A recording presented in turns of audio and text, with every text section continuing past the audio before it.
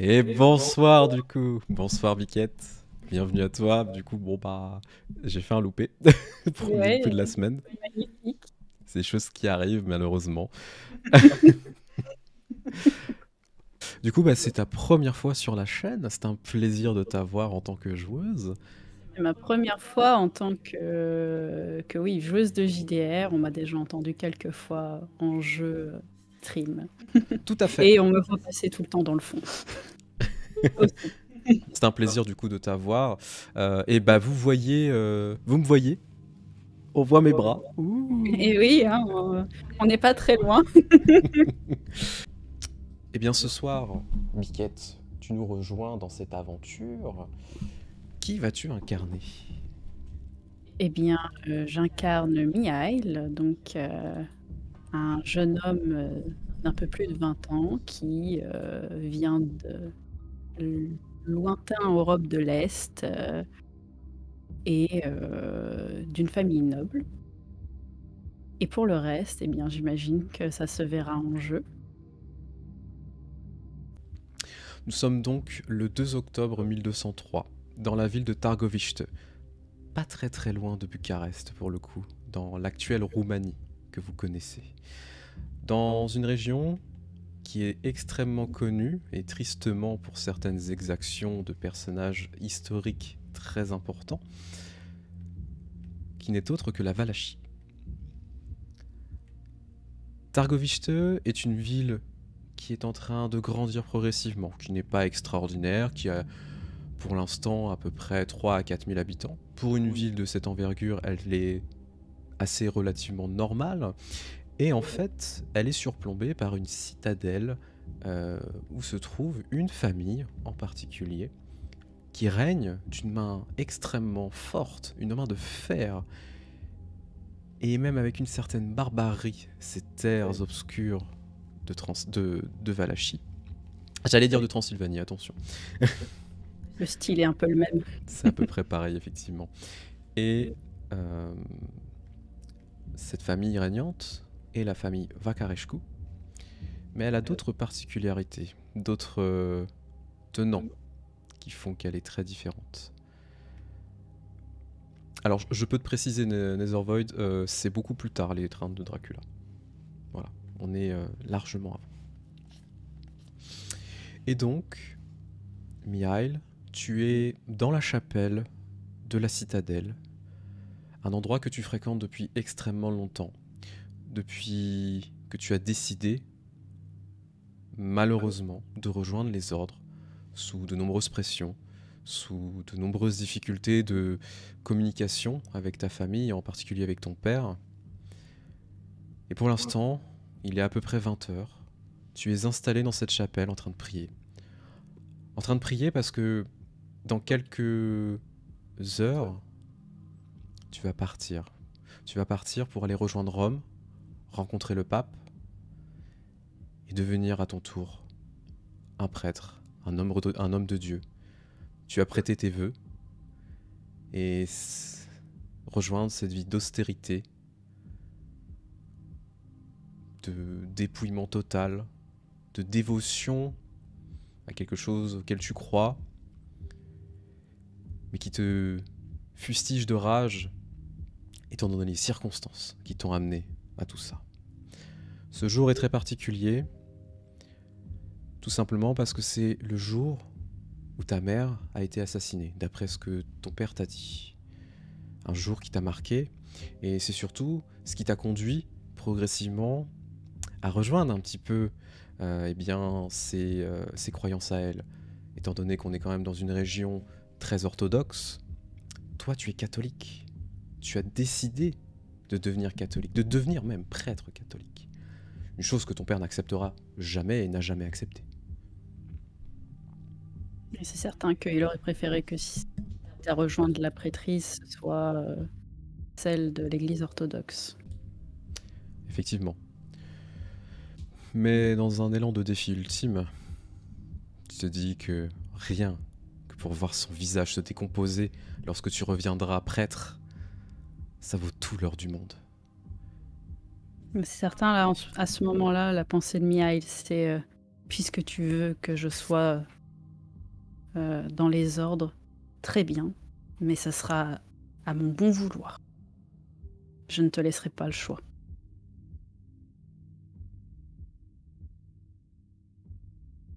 Tu entends la porte de la chapelle qui s'ouvre pour le coup. Derrière toi, en fait, commence à arriver une personne, déjà dans des bruits de pas, mais une personne que tu reconnais juste au bruit de ses pas, à sa manière de se déplacer. Quelqu'un que tu apprécies énormément, peut-être la seule figure familiale, paternelle, agréable qu'il y a eu dans ta vie depuis la mort de ta mère, tout simplement. S'approche donc de toi Lazare, ton précepteur. On pourrait même aller jusque ton père adoptif, d'une certaine manière. C'est un homme donc qui doit avoir dans une quarantaine, cinquantaine d'années. T'en es même pas sûr toi-même. Qui a les cheveux grisonnants, les yeux, tu sais, un peu jaunâtres dans son iris, qui ressortent parfois dans la nuit, et un teint très pâle pour le coup. Une tenue très noble pour le coup et très agréable. Alors la musique s'emballe, je suis désolé. C'est pas du tout le but. Hop, je change. Voilà. Et en fait, il est vraiment habillé de belles tenues en fait de l'Europe de l'Est, assez classiques de nobles en fait, mais avec des belles dorures, etc. Mais ça reste très sobre en fait. Il n'a pas de fioritures supplémentaires, pas de bagues, pas de collier, rien de spécifique en fait. Tu as même l'impression, et depuis toutes les années que tu l'as fréquenté, parce que ça fait maintenant très longtemps que tu le fréquentes, pour toi il est très austère en fait, même dans son mode de vie. Quand il s'approche de toi, tu commences, enfin tu le vois, enfin tu le sens approcher et tu le vois qu'il pose une main sur ton épaule, une main amicale. Mmh. Bah, du coup, terminant rapidement sa prière, Miaïl va se relever.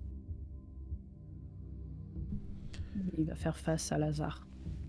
Est-ce que tu te sens prêt? Est-ce que j'ai le choix? Tu as toujours eu le choix. C'est une chose que j'ai essayé de te faire comprendre depuis toutes ces années.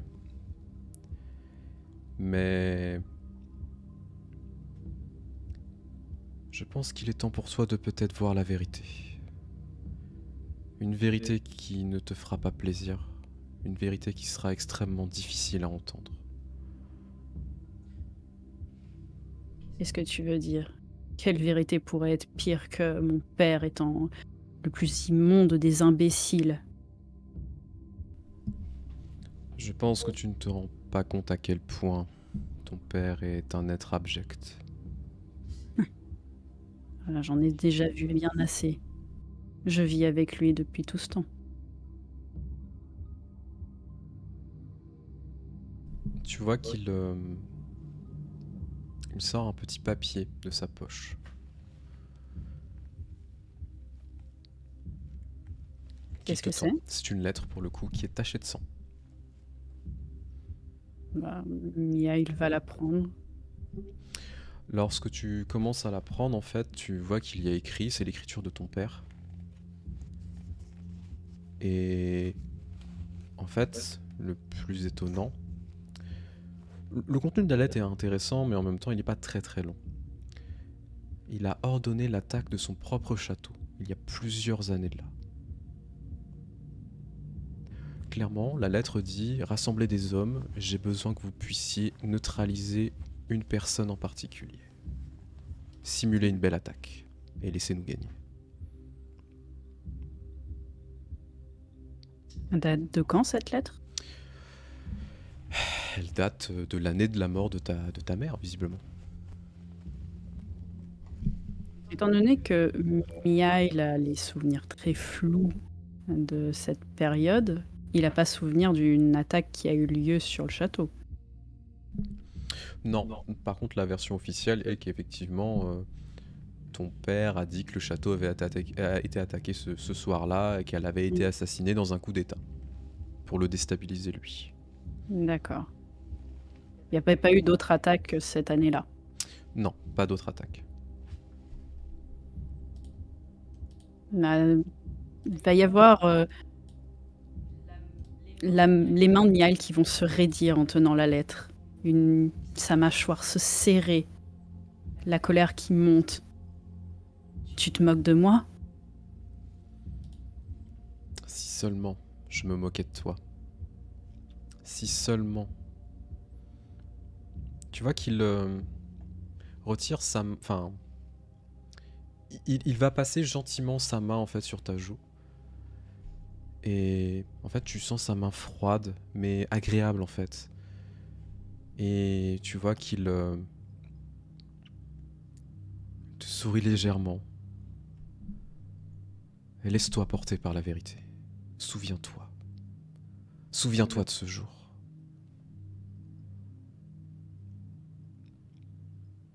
À ce moment-là, tu as une sorte de... C'est de flash en fait. Mhm. Tu entends des cris, tu entends le bruit de l'acier qui est en train de résonner, des hurlements de personnes en train de se faire écarteler, découper en deux, dans une boucherie extrêmement horrible tout simplement. Et tu vois en fait des hommes commencer à attaquer le château, à rentrer dans ces parties sacrées que sont les chambres du château, alors que ta mère est en train de te protéger. Tu vois ces hommes l'attraper, la mettre sur le côté, commencer à la frapper, en fait, tout simplement violemment. Et puis, finalement, tu vois ton père rentrer dans la pièce.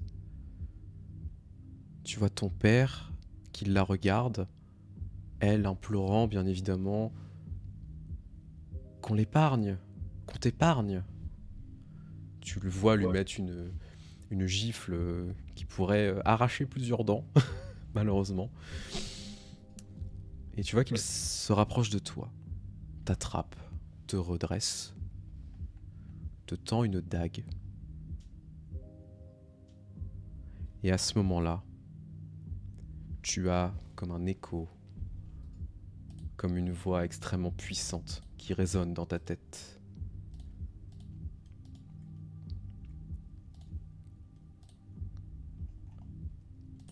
Tu l'as. Et à ce moment-là, tu te rends compte en fait que tu es pris d'un manque de contrôle total. Tu t'approches de ta mère puisqu'elle lui plantait le premier coup. Dans les pleurs, l'effroi. Mais malgré ça, malgré la situation, tu vois ta mère pleurer et essayer de te rassurer, comprenant que ce n'est pas ta faute. La vision s'arrête là-dessus.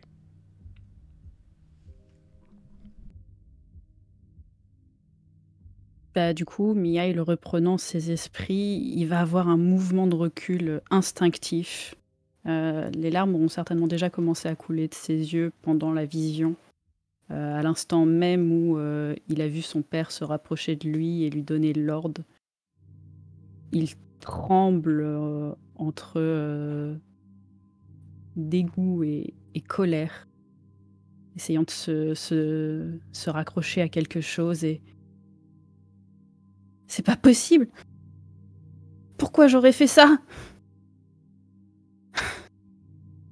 Il va regarder en direction de Lazare, désespéré. Il sait qu'il a toujours pu se raccrocher à lui, et il cherche des réponses auprès de lui. Je sais que tu t'es toujours posé des questions sur ta famille, sur pourquoi tu avais autant de moments où tu ne te souvenais pas de certains éléments. Je pense qu'il était temps pour toi ce soir de comprendre que ton père t'a utilisé. Il t'a utilisé à ses fins. Il t'a utilisé pour faire des horreurs. Des horreurs que on ne puisse infliger à un enfant, ni même à personne. Tout simplement parce qu'il voulait se faire à son image. Mais en se rendant compte qu'il n'était pas capable de te transformer comme il le souhaitait, pas comme ton frère. Il s'est désintéressé de toi. mais je ne me suis jamais désintéressé de toi. Wow, désintéressé de toi. Jamais. Bien au contraire. Il ne se rend pas compte à quel point tu es quelqu'un d'extraordinaire. Que même si ton sang est peut-être un peu différent des autres, celui du dragon coule dans tes veines. Et il l'a toujours été. Quel dragon? C'est- Je, je ne comprends plus rien. Avant que nous continuions tout cela, il va falloir que tu prennes une décision, mon cher. À ce moment-là, tu as les portes de la chapelle qui s'ouvrent à grand fracas. D'un coup, tu vois débarquer 3 hommes en armes complets. Ils sont en haubert en maille, etc. Et tu vois qu'ils ont les épées à la main. Un sourire, mais complètement monstrueux sur le bout des lèvres. Et tu vois qu'en fait, ils n'ont qu'une seule chose, qu'une envie, c'est de sang ce soir. Tombe bien parce que Mia, il est très en colère lui-même. Et tu vois qu'à ce moment-là, il y en a un qui te pointe du doigt. Tu es le fils indigne!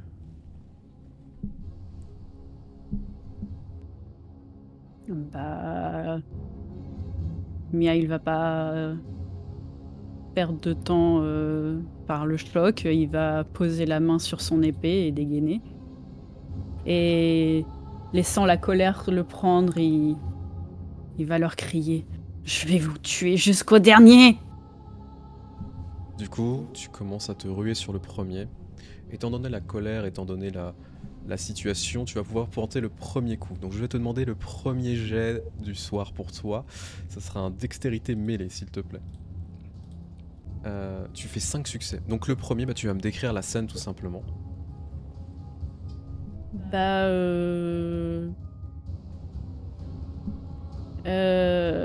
en fait, Mia, il va pas lui laisser le temps de courir vers lui, il va le faire lui-même et il va le planter dans le ventre pour pouvoir le repousser ensuite vers les autres. Du coup, c'est avec une force brute assez incroyable en fait, où tu sens ta colère qui est en train de bouillonner. Tu arrives à transpercer le haubert de maille, alors que techniquement, ça ne passe pas un coup d'épée, hein, c'est fait pour. Tu vois que tu le transperces et tu commences à empaler l'homme, tu vois, qui est en train du coup d'être surpris par rapport à la situation. Et vraiment, tu vois ses yeux qui sont injectés de sang, et il est en train de pousser un hurlement de douleur. Et à ce moment-là, en fait, tu sais, tu vas retirer l'épée et puis le poser sur le côté, quoi. Tu le vois s'affaler et en train de se tenir le bide, tandis que les 2 autres sont en train de se mettre en position. Une chose qui est très intéressante, c'est que Lazare, qui est à côté, lui n'est pas en position de combat, il est juste les mains dans le dos, en train d'observer, dans un recoin de la pièce. Je suis même pas surprise. Pour le coup, Miail ne fait pas attention et c'est un peu comme si le premier meurtre là, pas le calme, mais le remet un peu plus froidement. C'est les prochains qu'il va tuer, il va le faire plus joliment. Très bien. Du coup, bah, ça va être à leur tour. Tu vois qu'il y en a un deuxième en fait qui a une épée. Alors, on est quand même sur des épées à l'européenne, mais de l'Est, tu sais, donc ces belles épées cosaques en fait. Et tu vois qu'il commence à te foncer dessus pour te mettre un premier coup. Donc tu vas pouvoir parer, bien évidemment. Je savais pas qu'on avait plusieurs actions. Pour le coup, on est sur une étreinte, donc... Ok, si tu veux. C'est quoi parer? Bah, ça sera un jet de dextérité mêlée en fait pour parer. Tu pourras faire une contre-attaque si jamais tu fais plus de 2 réussites. Bon, 7 succès. Bah, tu me décris ta scène, du coup tu vois qu'en fait il fonce vers toi et il essaye de te trancher en deux, tu sais, vraiment de haut en bas. À ce moment-là. Mia, il aura un décalage en fait léger pour le laisser passer, et comme c'est de la parade, il va avec son épée mettre la sienne dessus comme pour empêcher qu'il relève son épée et remonter pour essayer de toucher le poignet. tu vois qu'en fait tu touches l'épée, tu arrives à désarmer et au moment où tu touches le poignet qui est ganté malgré tout, en fait d'un coup d'épée, tu vois que son poignet tombe clairement, tu vois sa main qui tombe sur le sol, le sang qui commence à gicler bien évidemment dans tous les sens, l'excitation qui monte, tu sens tes pulsions les plus obscures qui sont en train de remonter comme si indirectement tu prenais du plaisir à toutes ces barbaries, à tout ce combat qui était face à toi et tu l'entends hurler dans tous les sens, tandis que le troisième, lui, commence à se mettre en position et va aussi te foncer dessus pour le coup. Tu ne pourras pas parer cette attaque. Hmm. Lui va t'attaquer clairement. C'est une partie d'osselet effectivement.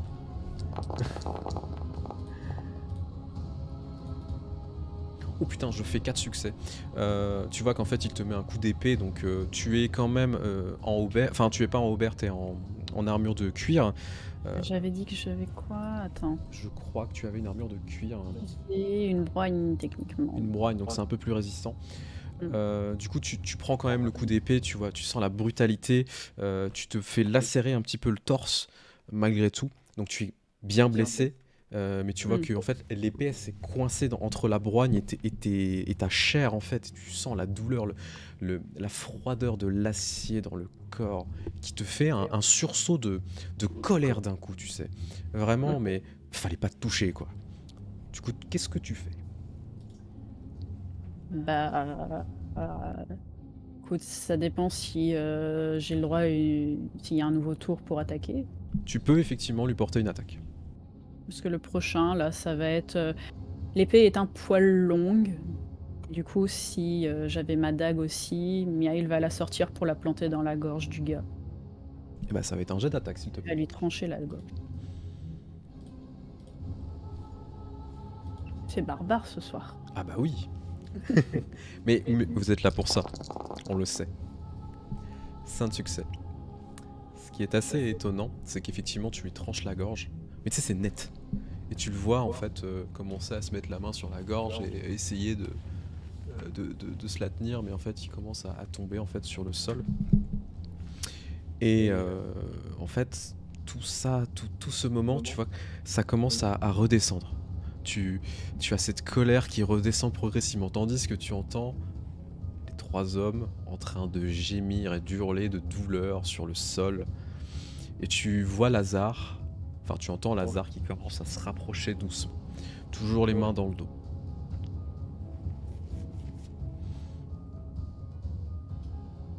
Miail, le laissant redescendre, grinçant un petit peu parce qu'il a été blessé quand même, va regarder froidement les 3 au sol,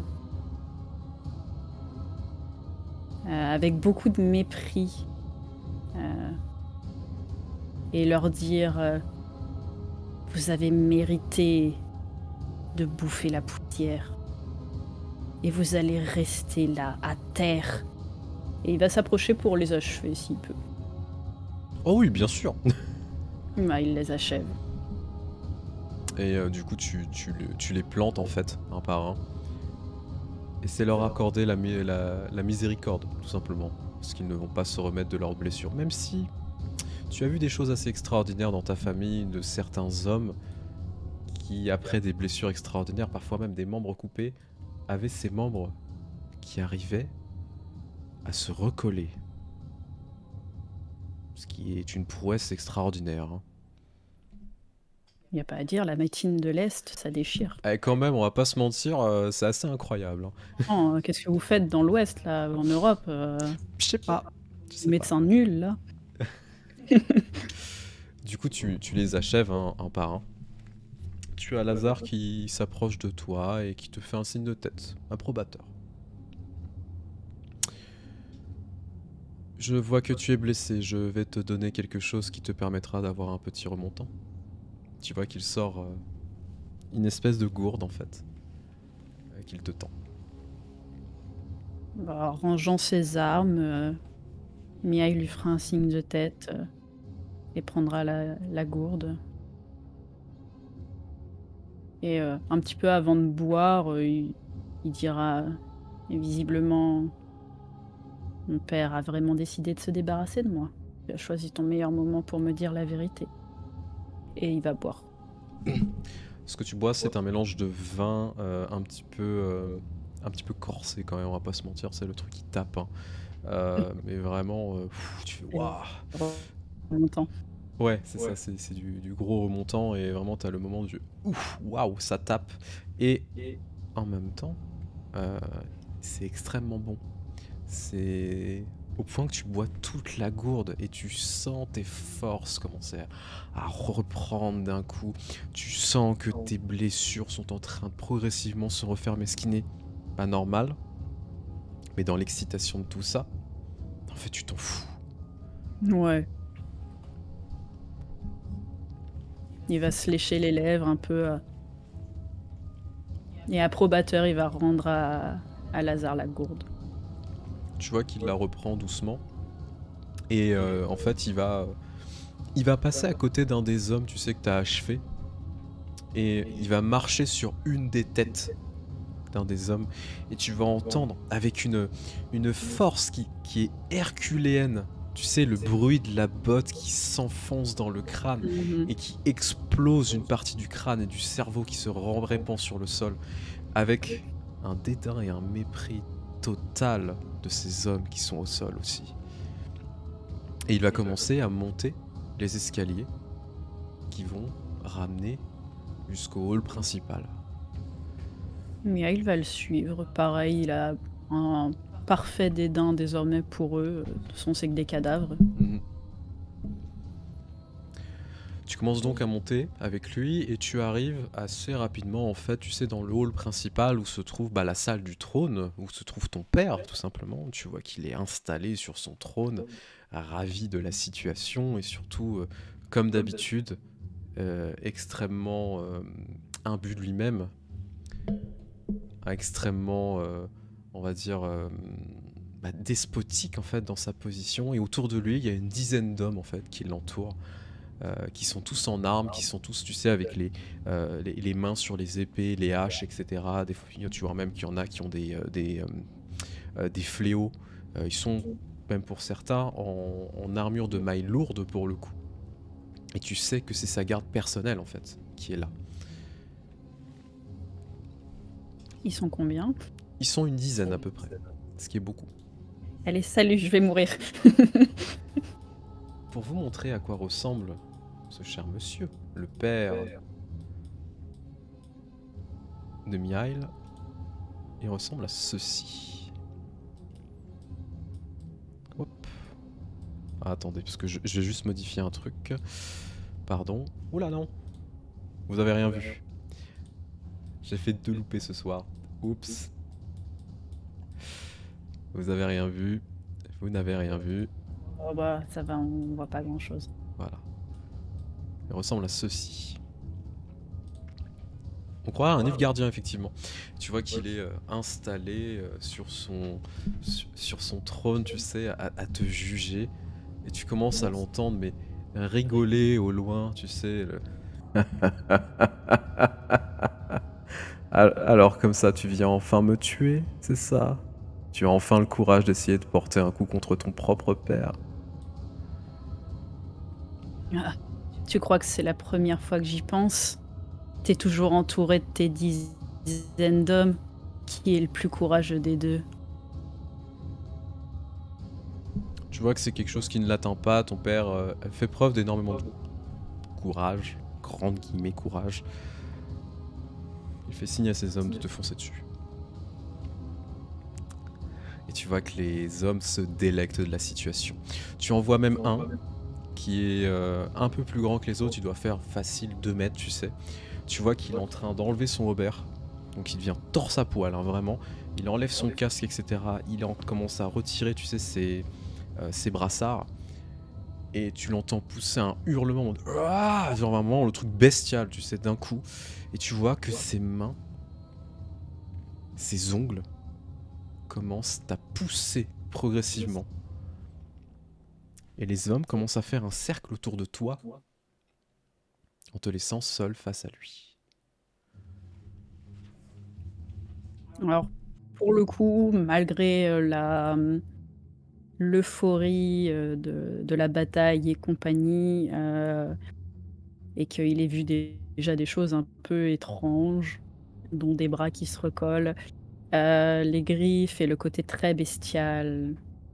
Quand même, il va avoir un petit moment de ouh, ok.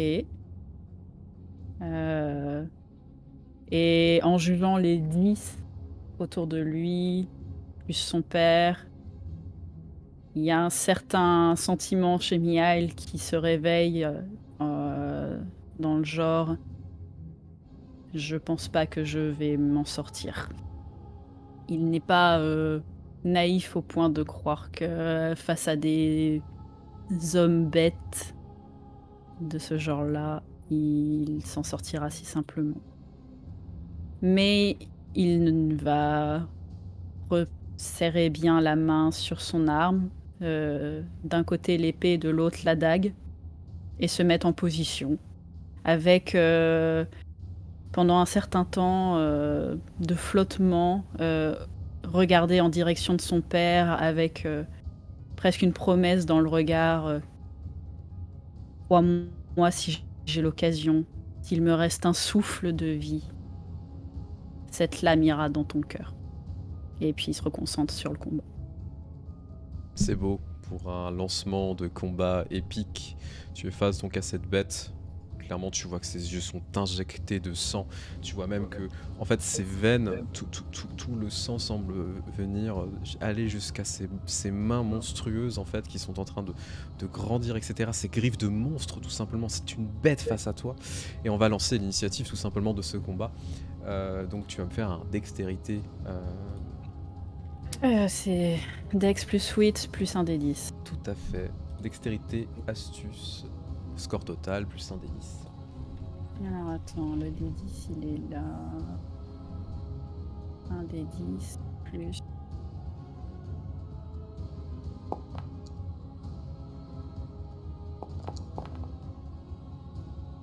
Ah, j'étais pas loin.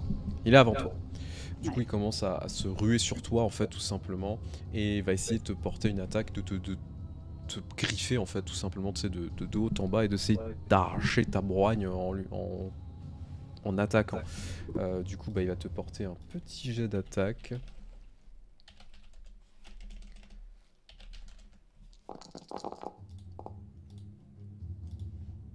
Et je ne fais que 2 réussites. Tu peux bien évidemment esquiver. Tu peux aussi essayer de diviser tes dés, tu sais, comme d'habitude, pour faire une attaque quand même. C'est-à-dire que tu vas prendre ton score total de dextérité et de mêlée. Tu vas le diviser en 2, ça veut dire une parade et un coup. Ouais, c'est ce que je vais faire, parce que j'ai pas mal de dés. Et ce qu'il faut esquiver, c'est 2 dés, donc c'est rentable. Alors, j'ai 6 dés... non, pardon, 5, 4, 5, 6, 7 en dex mêlée. Alors, c'est un chiffre impair. Comment on fait là dans un chiffre impair? Tu choisis, c'est toi qui choisis la répartition. Okay. On peut répartir comme on veut, c'est pas pile la moitié. Non, tout à fait. Ça serait... Je vais faire 3 à la parade. Ok, du coup je t'invite à me faire le jet de dés s'il te plaît. Donc 3 des 10. Oh là.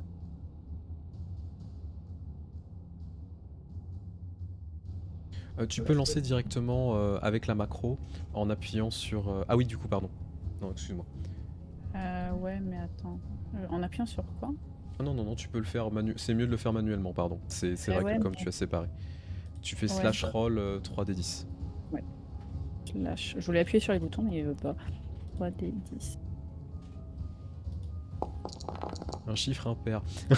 Oh bah bravo. 2d10. Ça fait 4 réussites. Alors, ce qui veut dire que tu pars parfaitement le coup qu'il vient t'asséner. Vraiment, tu sais, il essaye de t'arracher en deux au passage, tu vois, vraiment en te sautant dessus comme une bête sauvage.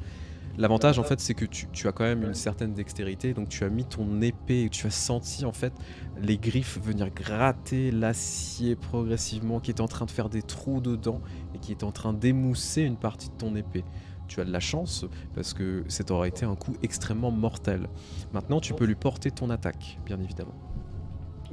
Hop, j'attaque slash roll.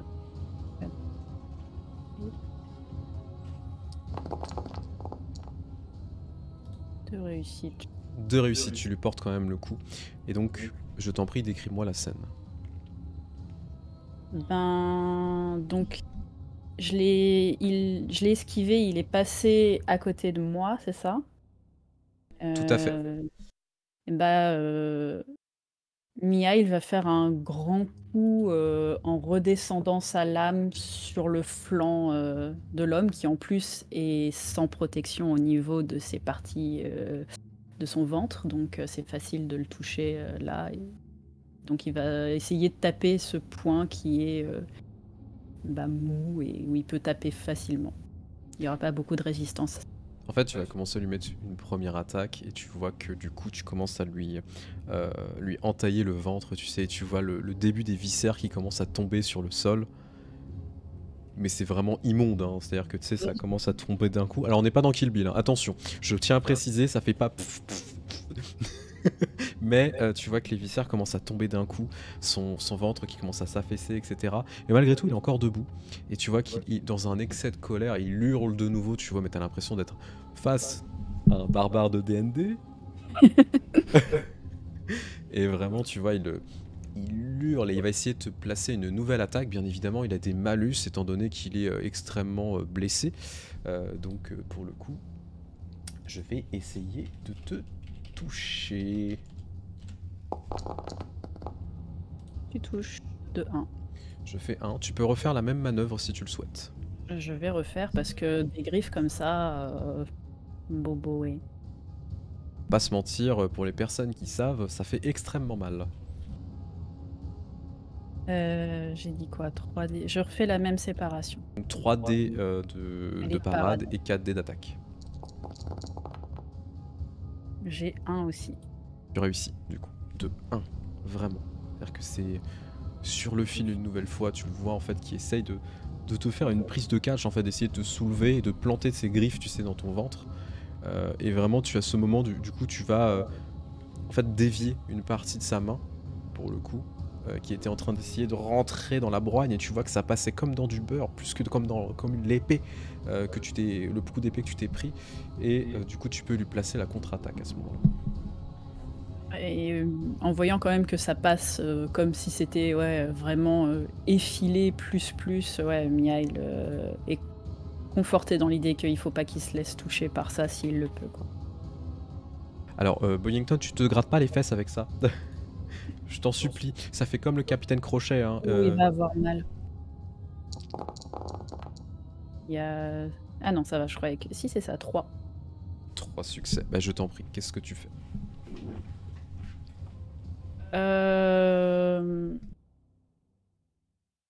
Il va reviser en fait dans ses points faibles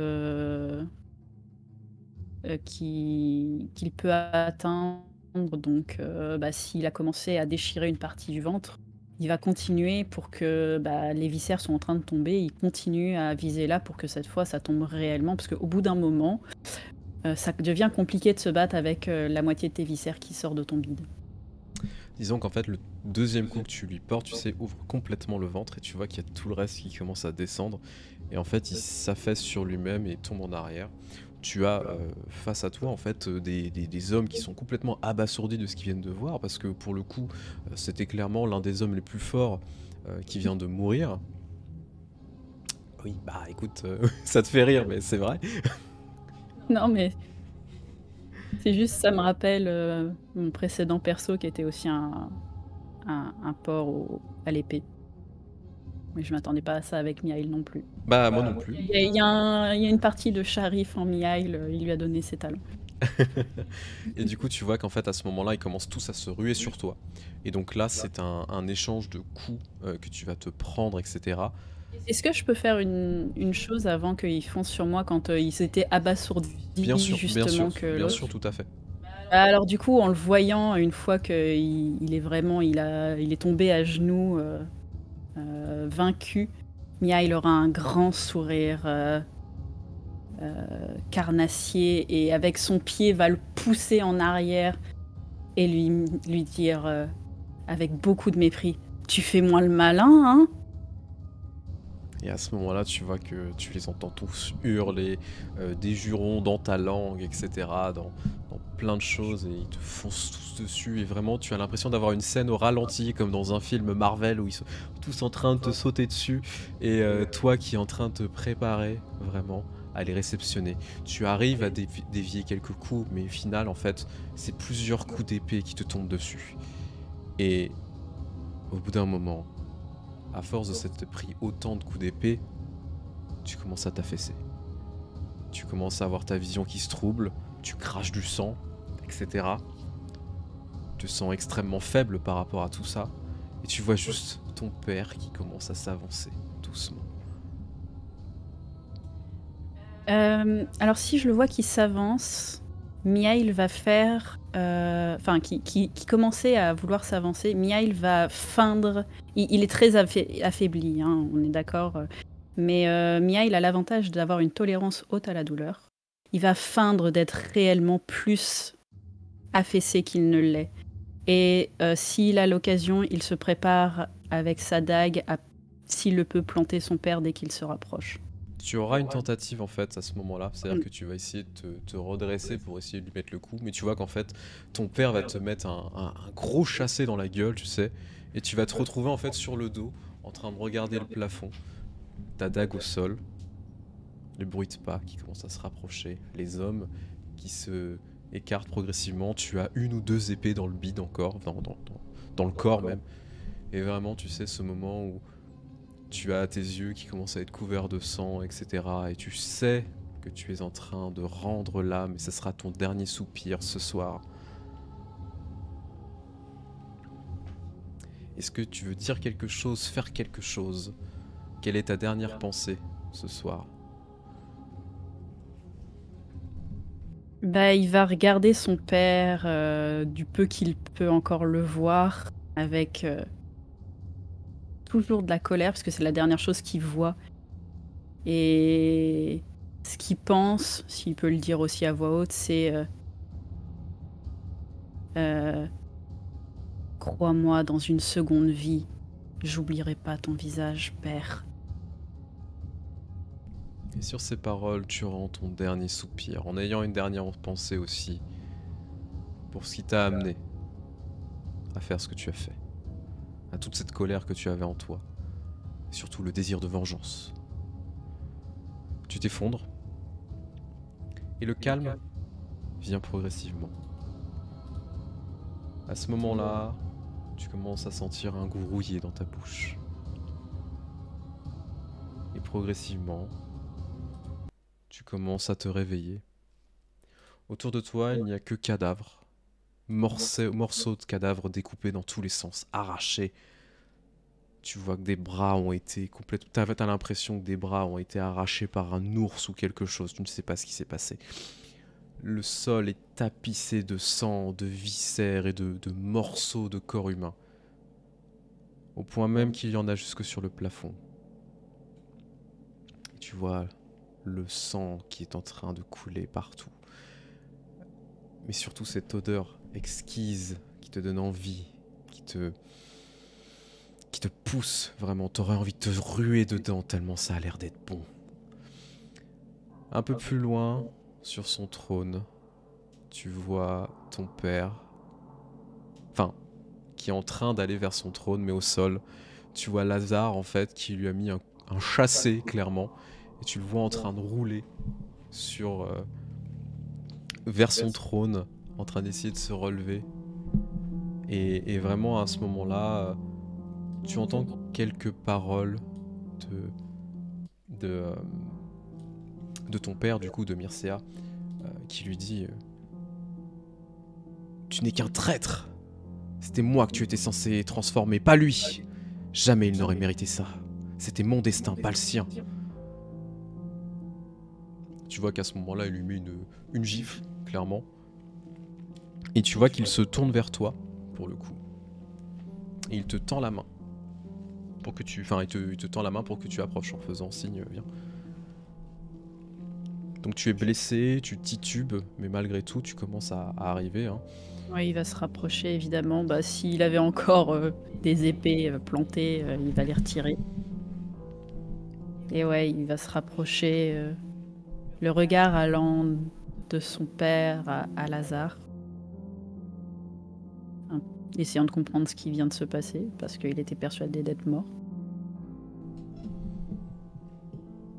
Mircea, tu as vécu et tu vas mourir comme tu as vécu. Tu as été un monstre toute ta vie et jamais tu n'as mérité aucune considération de ma part. Je n'ai vu en toi qu'un outil, un objet facile à utiliser. Et alors que tu es en train de tout perdre, et que ton fils récupère tout ce que tu étais censé récupérer, ce don qui t'avait été promis, je vais lui laisser faire le pire affront qu'il pourrait te faire. Tu veux qu'il te regarde? Je sais, mon fils, que tu as très faim. Et je t'offre ce soir la première personne sur qui tu vas te nourrir. Parce que ce n'est que ce qu'il mérite. Être drainé complètement et mourir dans la fange. Oui. Il ne mérite rien de plus. Du coup, tu sens la faim et la colère, la bête qui est en train de monter. Tu es à un score de faim de 5 sur 5. Donc, tu as la frénésie qui commence à monter. Et du coup, tu t'approches de lui et tu vois l'horreur qui est en train de naître sur le visage de ton père, pour le coup. Comment est-ce que tu vas le drainer? Ça va être instinctif, hein, bien évidemment. De façon, Tu vas pouvoir décrire bah, il la va scène. lui sauter à la gorge. Et oui, si c'est instinctif, il n'y a pas vraiment de réflexion. C'est ouais, il saute à la gorge. Tu lui sautes à la gorge et en fait tu te rends compte que dans cette bestialité totale, tu vas même lui arracher la jugulaire, tu vois, et le sang qui Oui. va couler de partout, etc. Ça va vraiment foutre partout, tu vas te nourrir comme un sagouin, on va pas se mentir, hein.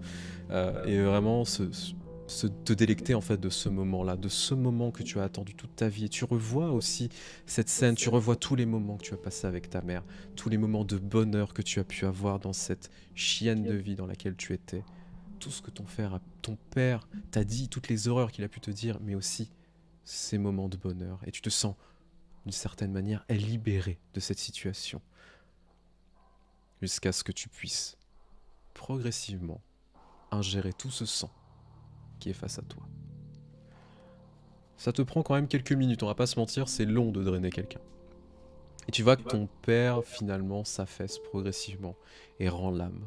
Et tu sens le dernier battement de cœur qui s'échappe entre tes doigts. On est face à un parricide, hein, c'est génial. Tout va bien. Bah, si Miail a repris ses esprits après la faim qui l'a dévoré,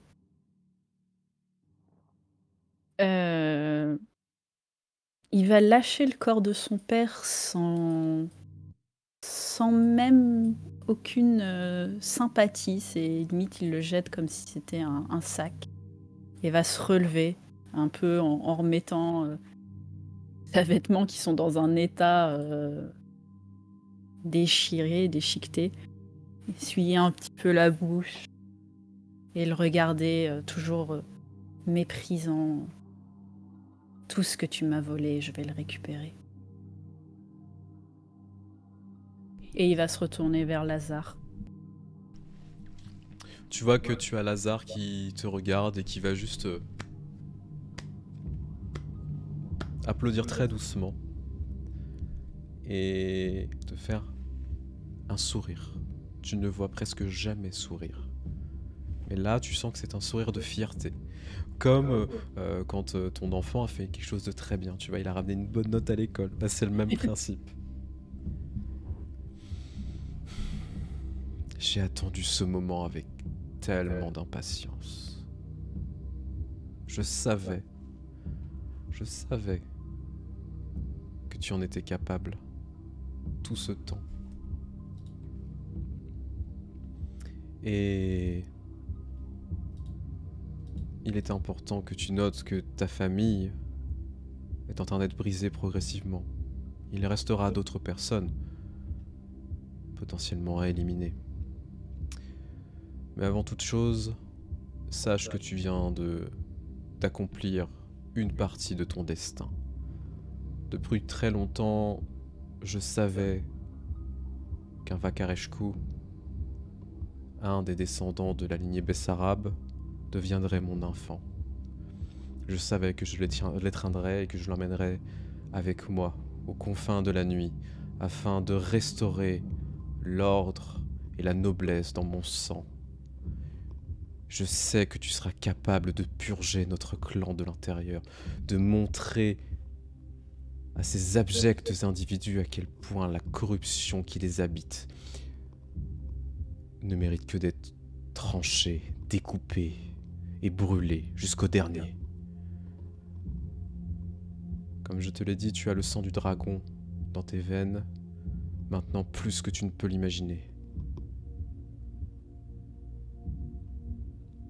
Miail va regarder un petit peu la scène autour de lui et si la corruption était comme ce qu'il y avait ici, une décadence imbécile et folle, je ferai tout ce que je peux pour t'aider. Et c'est un honneur que tu m'aies choisi. Ça fait longtemps que j'espérais une occasion de pouvoir t'appeler père. Et cela faisait longtemps que j'attendais de pouvoir t'appeler enfin mon fils. J'ai préparé quelque chose pour toi. Tu vois que du coup il va dans un des recoins de la pièce. Et en fait il ramène un espèce de tissu, tu vois, ou clairement qui est assez grand et qui doit avoir la taille d'une épée, tu vois. Il commence à la ramener vers toi et il te le tend, tu vois, de ses deux mains. Très cérémoniel en fait, comme si on te donnait un cadeau. C'est vraiment un présent pour le coup qu'il t'offre. Il n'y a pas de note ni quoi que ce soit, hein, mais clairement tu le prends, tu soupèses le poids, c'est clairement le poids d'une épée. Elle est assez légère pour le coup, plus légère qu'on peut l'imaginer pour une épée. Parce que l'alliage ne doit pas être en acier. Une épée en acier ou en fer, tu sais que c'est un plus ou moins lourd. Là, clairement, elle est plus légère. Bah, intrigué, Miail va regarder la lame. Tu découvres donc en fait une lame qui ressemble beaucoup aux lames des Cosaques du XIIIe siècle, qui est extrêmement bien ouvragée avec du bois en fait en boyer extraordinaire qui est extrêmement bien travaillé, des dorures sur la garde qui est assez longue pour le coup, qui permettra de parer certains coups d'épée. Le fil de la lame qui est extrêmement long, pour le coup on est sur une épée longue. Et en même temps, déjà tu reconnais l'alliage, ce n'est pas une épée en acier, c'est une épée en argent. Ce qui est extrêmement rare. Un matériau qui est très présent, enfin qui est extrêmement rare. Pour vous non, parce que dans la région il y a beaucoup de mines d'argent, mais qui est extrêmement riche pour le coup. Et vraiment, cette épée est extraordinaire, elle est très très bien ouvragée, et tu vois que dessus, marqué en latin, il y a plusieurs lettres, et plusieurs lettres qui forment des mots. Et ces mots sont ceux-ci: Sanguis nobilis, verbum potentiae, qui veut dire le sang noble, la parole du pouvoir.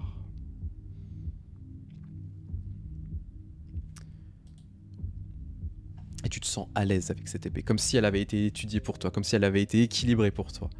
Au point même que tu te sens rassuré en sa présence. Miail va effectivement la prendre en main, la tenir un petit peu, et pas la tester, mais ouais, la voir, ressentir ce qu'elle lui évoque. Il y a de la reconnaissance dans son regard, la loyauté sincère quand il va regarder Lazare en retour une fois qu'il a fini d'observer l'épée. Et il va poser un genou à terre, tu vois, et comme un chevalier qui va prêter serment, se tient devant Lazare, le regardant, et va lui dire Tu m'as toujours guidé. Guide-moi encore et je te suivrai. Ce soir, Mihail Vakarescu, toi qui pensais devenir un prêtre, toi qui pensais rejoindre les ordres et suivre la voie de Dieu, tu as pris un autre chemin. Ce soir, c'est le dragon que tu rejoins. Et c'est par le sang, par le meurtre et par la noblesse que tu fais ce serment envers le dragon. Tu jureras de détruire tous nos ennemis et de punir ceux qui méritent d'être punis, de détruire toute corruption, mais également de redresser notre clan et de juger ceux qui sont dignes de vivre ou de mourir au sein des nôtres. Je le jure. Tu vois qu'à ce moment-là, il te fait signe de te relever. Lève-toi, mon apprenti. Mia, il va se relever. Tu te lèves et en fait, tu commences à le suivre en dehors de ce château pour finalement commencer à l'abandonner progressivement, laisser cette vie derrière toi, ce monde que tu as connu pour ensuite en rejoindre un nouveau. Rejoindre une destinée beaucoup plus importante, beaucoup plus extraordinaire. Une destinée qui t'a attendu tout ce temps. Et d'enfin pouvoir servir du mieux que tu pouvais le dragon. Mia, il aura une dernière pensée en observant cet endroit où il a grandi, presque en se faisant une promesse. Un jour, je reviendrai et je purifierai cet endroit. Et c'est sur ces paroles que tu quittes progressivement la ville de Targovishte pour les rejoindre une autre destination que vous découvrirez lors de la première partie de la campagne.